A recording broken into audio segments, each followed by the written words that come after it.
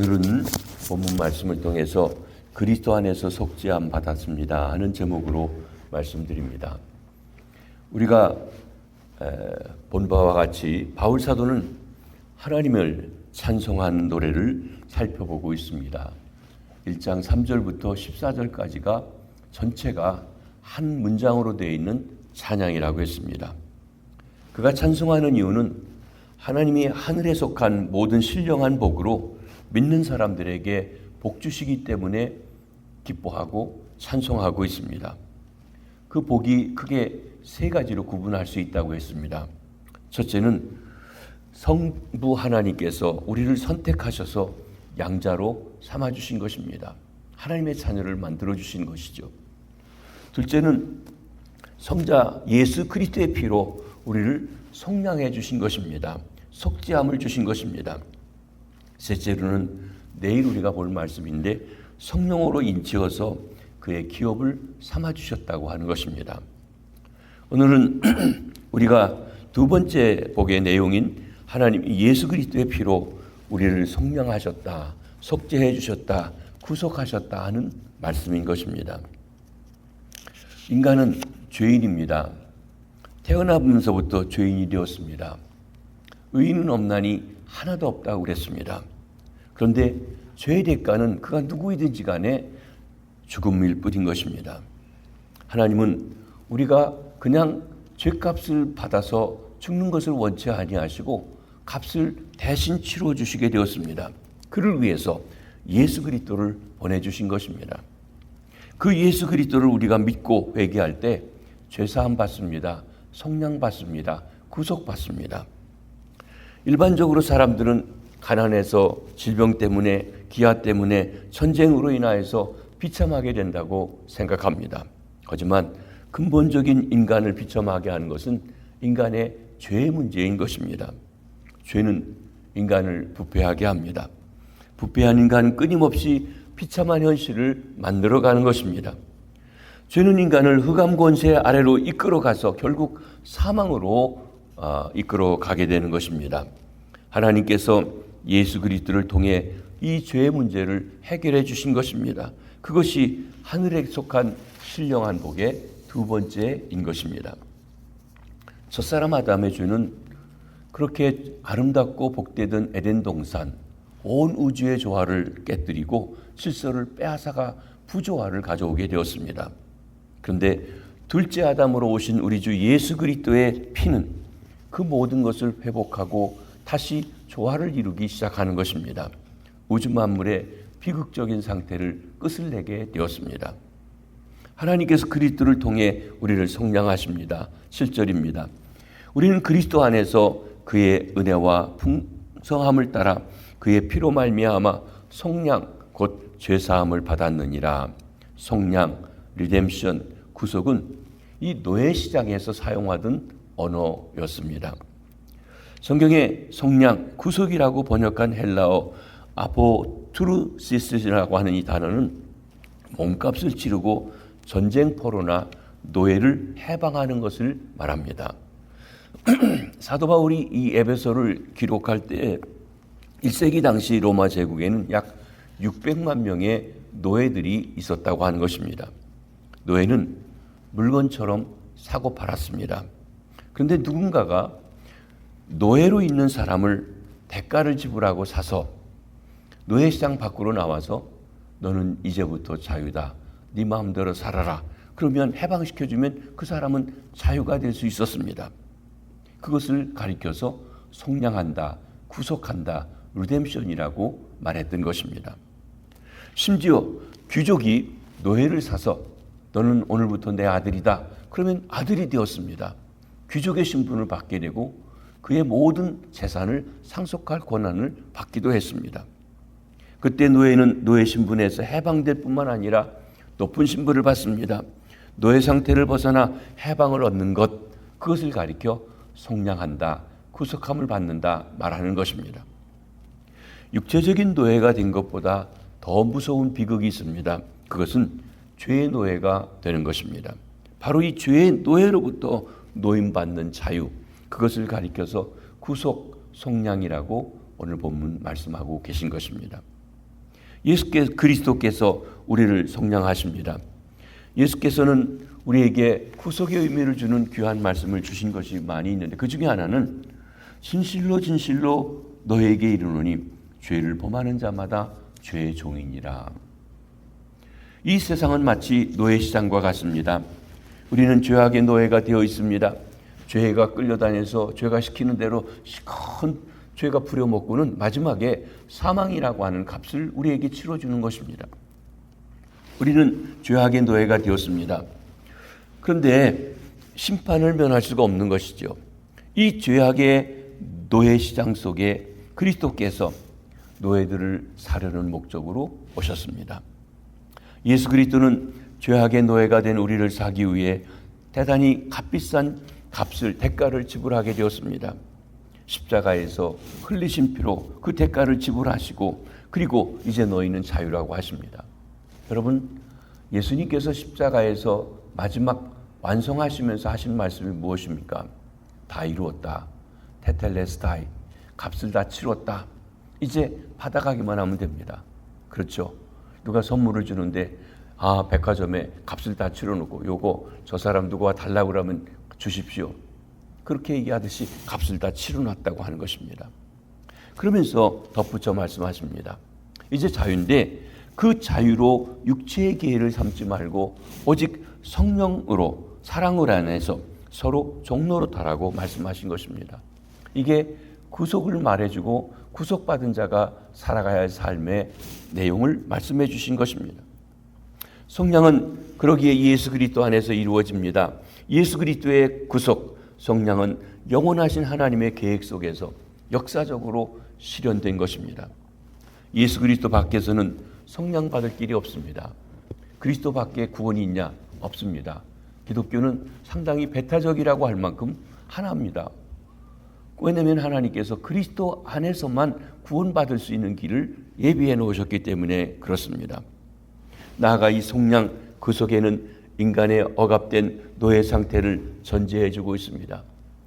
인간은 사탄의 자식이었습니다. 죄의 노예에 있었습니다. 인간 스스로 구원할 수 있는 방법이 없었습니다. 그러므로 예수 그리스도의 도움을 받지 않으면 인간은 성량받을 길이 없습니다. 구속받는 것이 불가능합니다. 그리스도 안에서만 구속이 있습니다.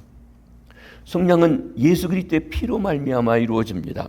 하나님께서 그 십자가에서 예수 그리스도의 피 흘림을 주셨다고 하는 것은 예수 그리스도께서 실제적으로 십자가에서 죽으셨다는 것을 말씀합니다. 피 흘림이 없으면 죄사함이 없습니다. 구약에서는 하나님께서 인간들의 죄를 사하시기 위해서 짐승의 피를 드리라고 했습니다. 그리스도의 피에 대한 모욕입니다. 그러나 짐승의 피는 일시적인 사죄입니다. 그 죄에 대해서 한 번입니다. 1년에 드리는 대속죄일도 1년의 죄일 뿐이라고 하는 것입니다. 오직 영원하신 하나님의 아들 예수 그리스도의 피만이 영원히 인간의 절대적인 죄악을 해결할 수 있는 능력을 가지신 것입니다. 그래서 우리가 그리스도의 보혈을 소중히 여기고 감사하고 찬양하고 얼마나 그것이 우리 인류에게 축복인지 하는 것을 말하는 것입니다. 나아가 예수 그리스도의 피로써 인간을 성량하셨다고 하는 것은 하나님의 사랑이 얼마나 큰지 하는 것을 말해주는 것이지요. 하나님 인간을 구속하기 위해서 가장 비싼 값을 치루어 주셨습니다. 하나님은 인간을 사랑하시되 그 아들을 십자가에 처절하게 달려 피 흘려 죽으시도록 내어주시기까지 사랑하신 것입니다. 멀리 있던 자, 하나님과 원수되었던 자가 이제는 그리스도의 피 때문에 아들의 피 흘려주신 그것 때문에 하나님과 가까워질 수 있게 되었습니다. 그리스도의 피는 하나님과 인간을 연결하는 것을 말합니다. 우리가 성량 구속함을 받은 것은 금이나 은같이 된 것으로 얻을 수가 없습니다. 어린 양 대신 하나님의 아들 예수 그리스도의 보혈로 구속받은 것입니다. 성량받은 것입니다. 그렇기 때문에 그 무엇과도 바꿀 수가 없습니다. 성량을 구속을 죄사함이라고 부르고 있습니다. 성량 구속은 죄의 세력에서 해방되는 것이므로 죄사함과 동의어로 쓰입니다. 죄사함은 죄에 대한 심판을 영구히 무효로 하거나 면제하는 것을 뜻합니다. 여러분이 관심 있는지 모르지만 요즘에 한국에 8.15에 사면을 대통령이 했습니다. 대통령에게 사면권이 있죠. 죄를 갚아주기도 하고 또 복권을 시켜주기도 합니다. 근데 김아무개 씨를 복권시킨 것 때문에 잘했냐 잘못했냐 뭐 이런 얘기들이 있습니다. 대통령의 권한입니다. 하나님께서 그리스도의 보혈로 나오는 자를 용서해 주시기로 하셨으면 그 죄를 온전히 사해 주시고 심지어는 권리도 바꾸어 주셔서 하나님의 자녀가 되게 하실 수 있는 것입니다. 그렇습니다. 속량 죄사함이라고 했습니다.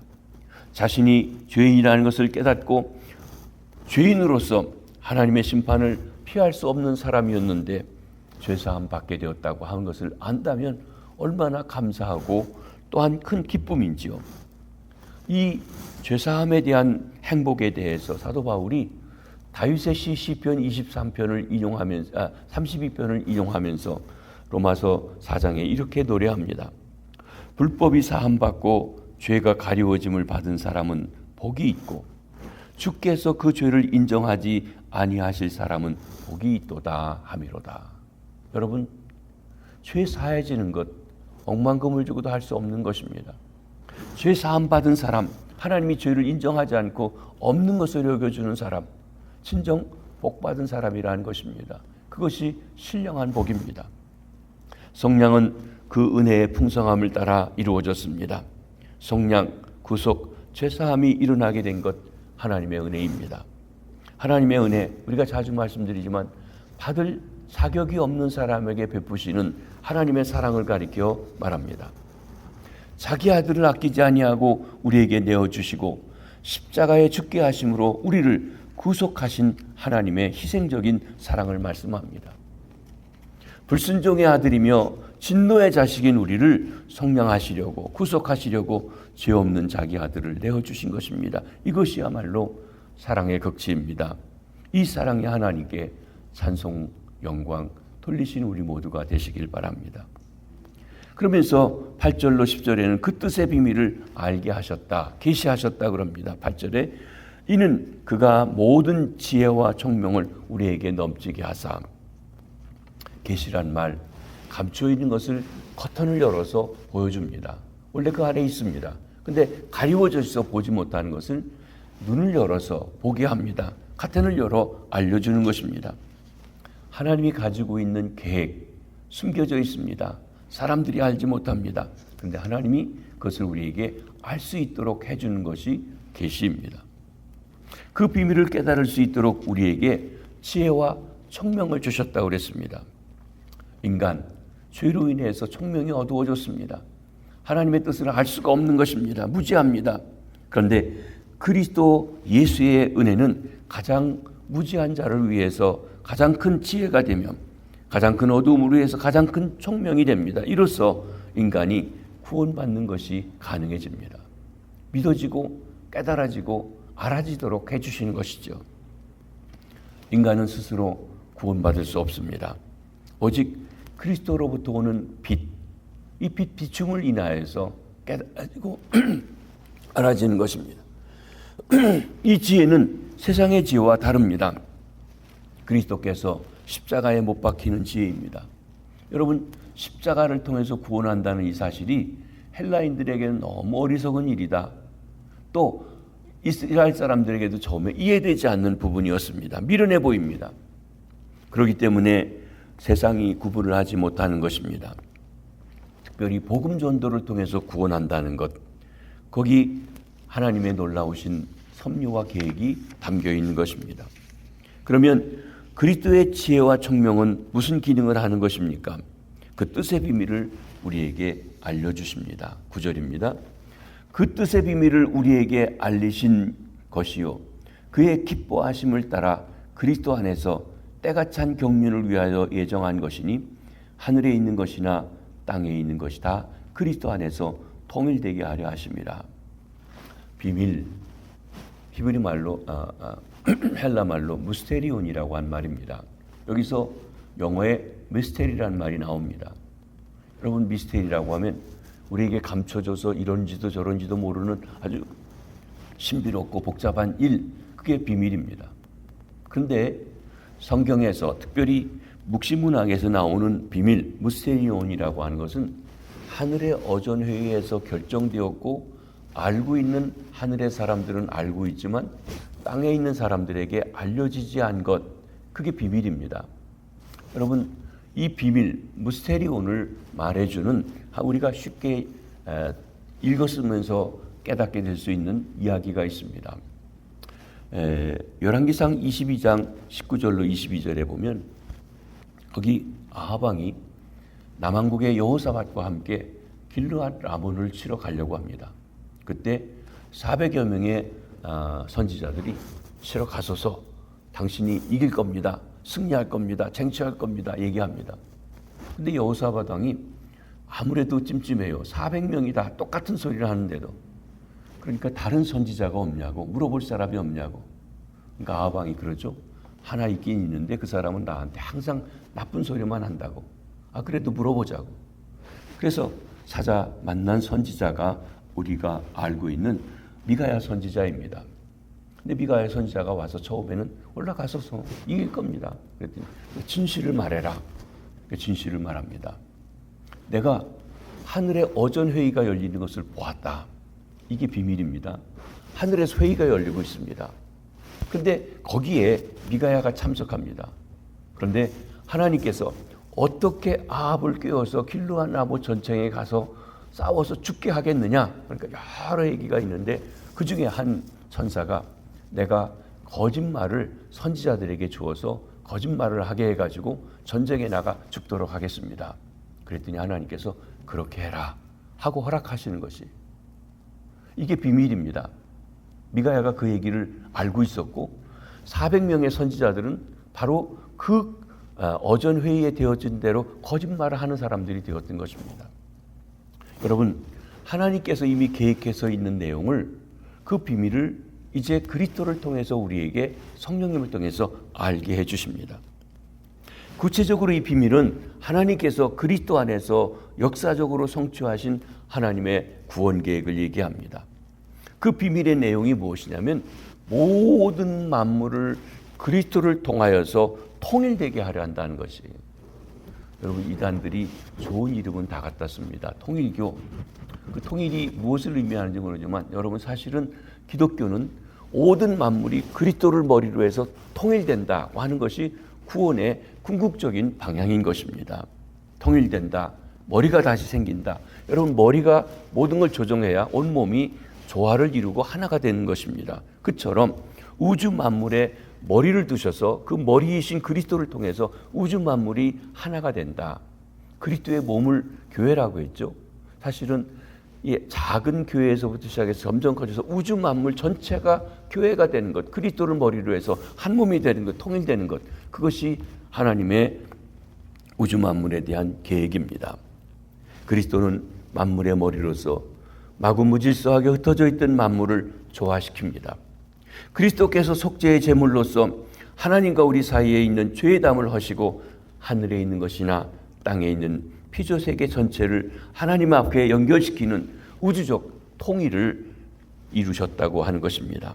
다시 말해서 만물의 통일이라고 하는 것은 죄와 타락으로 분열과 무질서와 혼란에 빠진 만물을 그리스도의 주권 아래 함께 모아서 완전한 질서와 조화, 아름다운 상태로 회복하는 것, 종말적이며 우주적인 구원을 말합니다.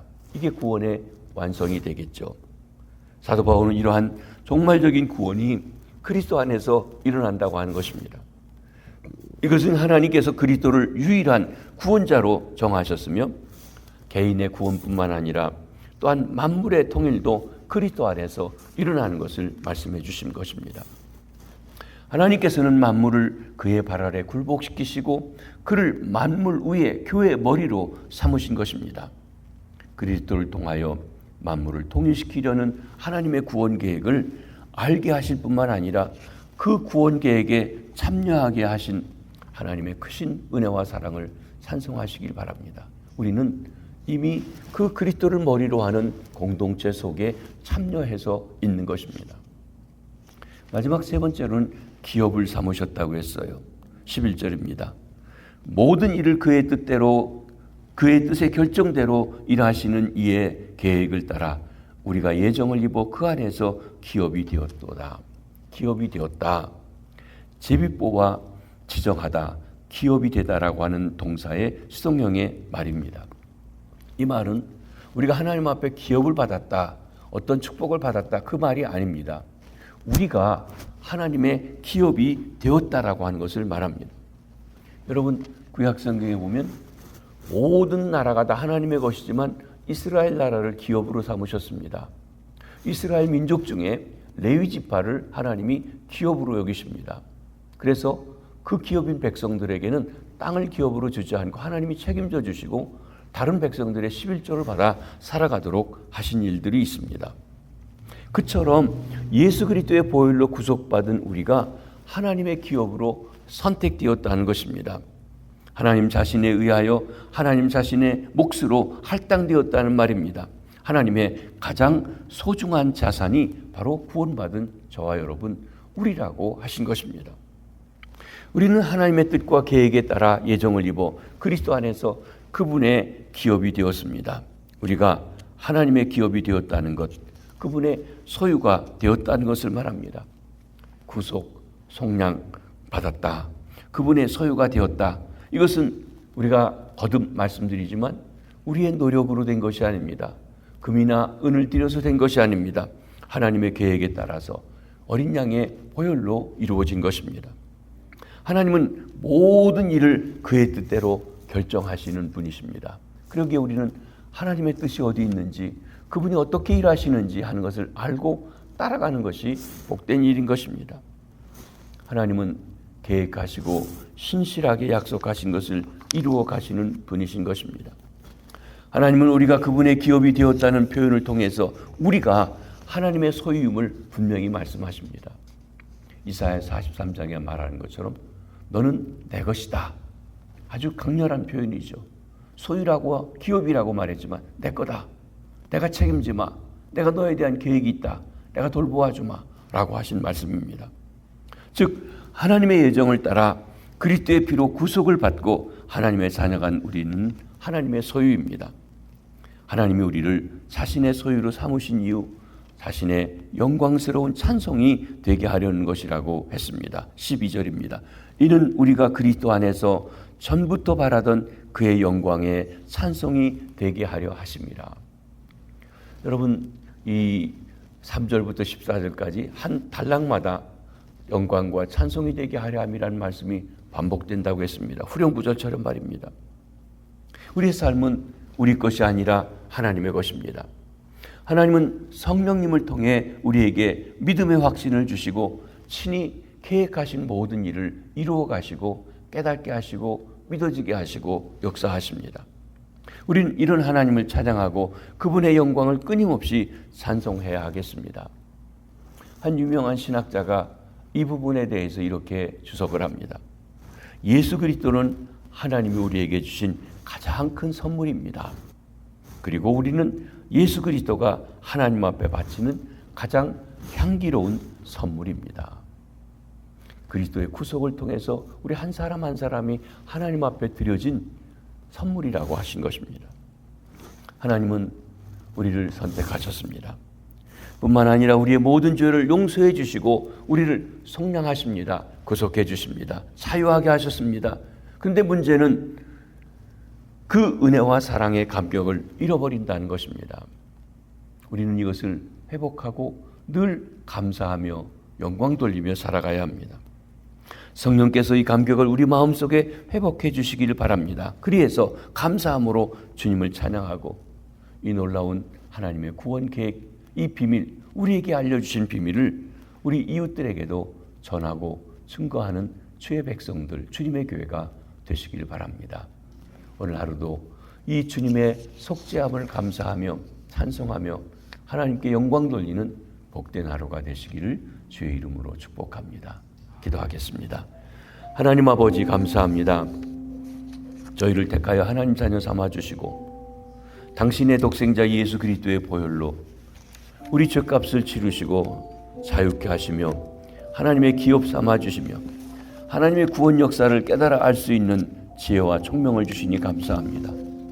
하나님이 우리의 영광이시고 기쁨이시고 찬송이시오니 기뻐하며 즐거워하며 감사하며 살게 하시고 주의 보혈의 은혜를 늘 찬송하게 하시고 잊지 않게 하시고 반복하다가 희미해지고 또 잊어버려진 우리의 마음속에 주의 보혈의 능력을 다시 한번 깨달아 살게 하여 주시옵소서.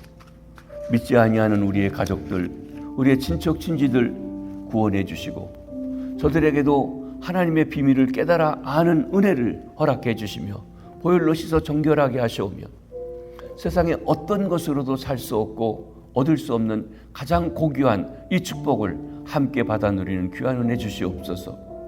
주 예수 믿으라 그리하면 너와 내 집이 구원 얻으리라 하셨사오니 모든 우리의 가족들, 친척들, 친지들 구원받아 함께 하나님이여 그리스도를 머리로 하여 만물의 우주의 통일 속에 들어가 영광 돌리는 귀한 삶 되게 도와주시옵소서.